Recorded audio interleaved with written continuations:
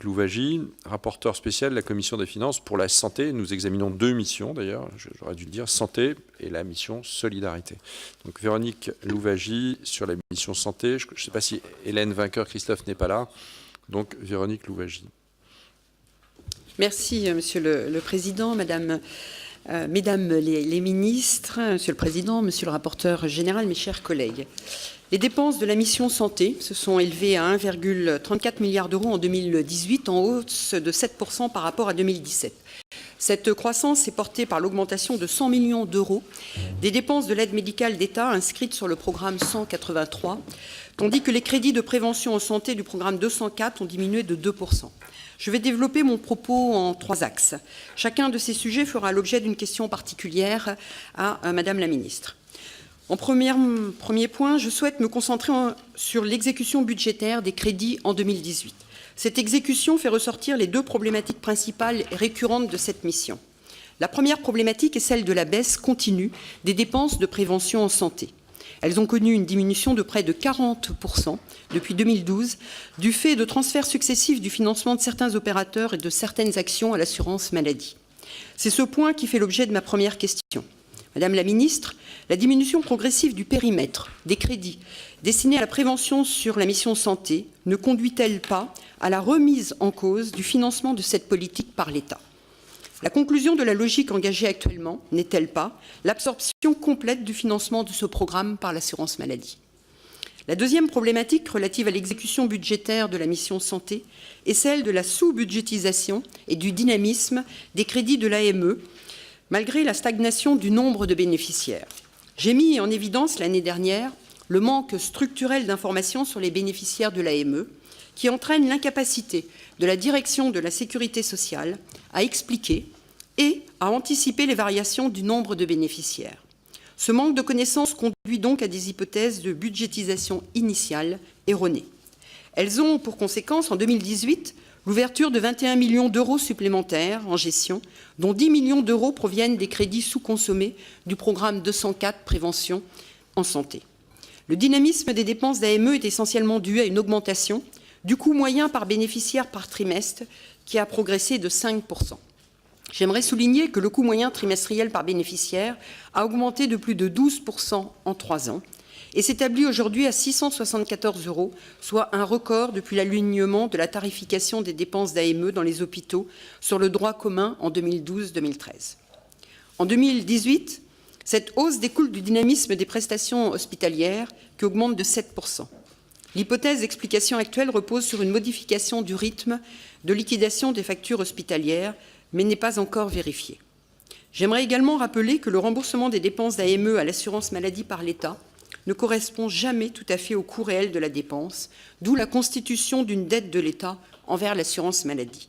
Depuis son dernier apurement en 2015, cette dette a été multipliée par 3 et s'établit à 35 millions d'euros, certes en diminution de 14 millions d'euros par rapport à 2017, mais cette évolution à la baisse est exceptionnelle et essentiellement due à des erreurs de prévision en cours de gestion.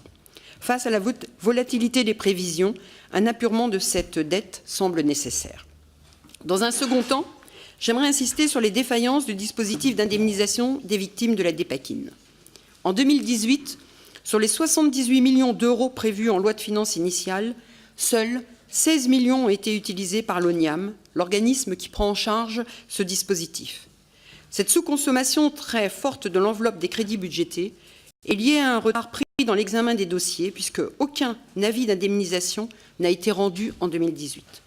Ce retard s'explique par la complexité du dispositif d'indemnisation qui comprend une double instance de décision et demande aux familles concernées un nombre très important de pièces justificatives. Cette complexité constitue finalement une barrière, de fait, à l'accès des familles au dispositif. Ainsi, au 30 avril dernier, seules 1655 demandes d'indemnisation ont été déposées sur une prévision totale de 10 290 victimes indemnisées réalisées par l'ONIAM en 2016. De plus, le risque financier constitué par ce dispositif mérite d'être évalué aujourd'hui à la lumière de la littérature scientifique qui estime que le nombre de victimes potentielles serait jusqu'à 3 fois supérieur aux hypothèses initiales.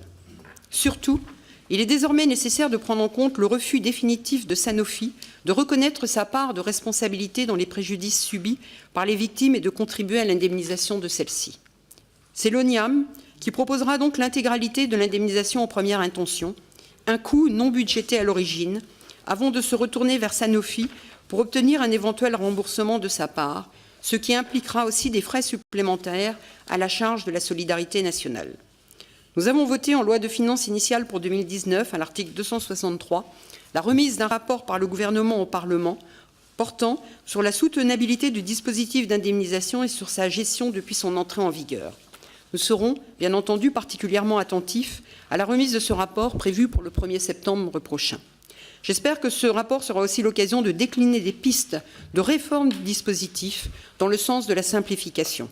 À ce titre, j'ai déposé une proposition de résolution qui invite le gouvernement à simplifier le dispositif d'indemnisation des victimes de la dépakine et à réévaluer sa budgétisation complète. Je pense que le dispositif mérite d'être revu et de faire l'objet d'un état des lieux.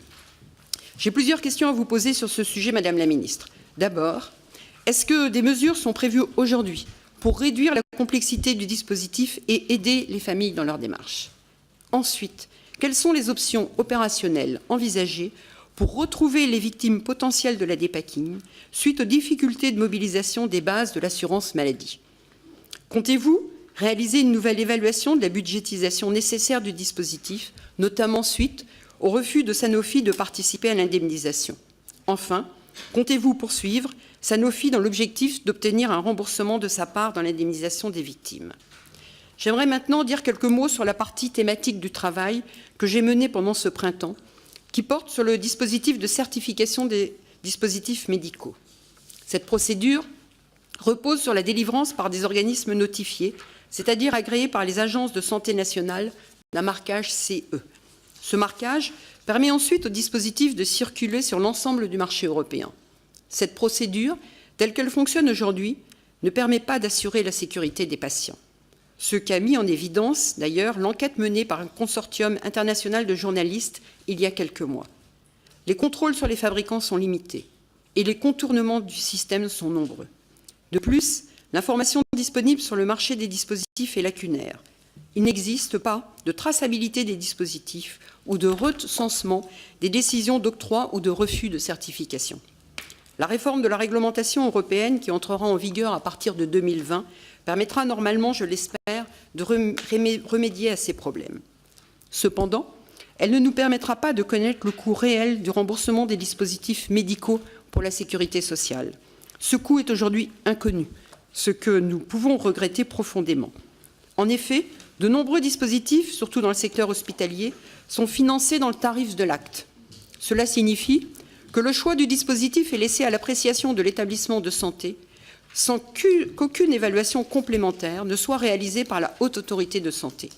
Le coût du dispositif n'est pas isolé et ne peut donc être évalué finement. Il me semble donc que l'enjeu principal actuel au niveau national se situe ici. Madame la Ministre, quelles pistes concrètes pour une meilleure évaluation du coût des dispositifs médicaux pouvez-vous nous proposer? Pourrait-on au moins envisager un remboursement de tous les dispositifs médicaux de classe 3 de façon spécifique, c'est-à-dire hors d'une tarification globale? Enfin, je souhaite attirer votre attention sur l'importance du développement des logiciels médicaux dans les hôpitaux qui constituent un pan entièrement caché des dispositifs médicaux. Aucune évaluation et aucun suivi de leur qualité réelle n'est réalisé. Il est très probable que les prochains cas de scandale sanitaire proviennent directement de leur utilisation.